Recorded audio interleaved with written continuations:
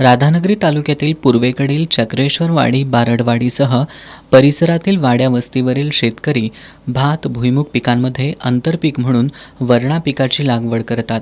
मृग नक्षत्रावर पेरलेलं वरणा पिकाचं मार्गशीर्ष महिन्यामध्ये उत्पादन सुरू होतं. या परिसरातील वरणा पिकाला विशिष्ट चव असल्यानं बाजारपेठेत चांगली मागणी आहे. 1 किलोला साधारणतः 80 ते 100 रुपये दर मिळत असल्यानं हे पीक शेतकऱ्यांना चांगलं उत्पन्न मिळवून देतं. मात्र गवा, वानर आणि मोर या वन्य प्राण्यांनी उपद्रव माजवल्यानं शेतकऱ्यांना या पिकाची राखण करण्यासाठी शेतात ठाण मांडावं लागतंय.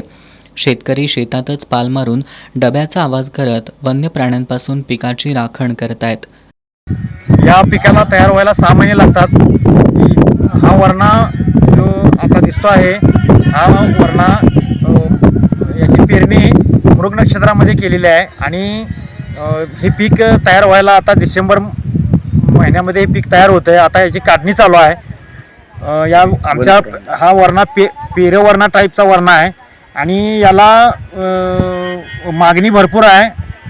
दरही चांगला मिळतो बाजारामध्ये. पण इथे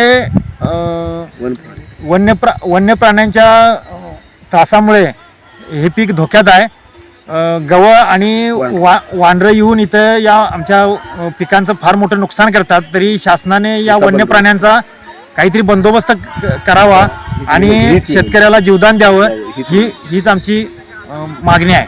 शेतकऱ्यांसाठी आर्थिक आधार असणाऱ्या या पिकाचं वन्य प्राण्यांकडून नुकसान होत असल्यानं शेतकऱ्यांना मोठा आर्थिक फटका सहन करावा लागतोय.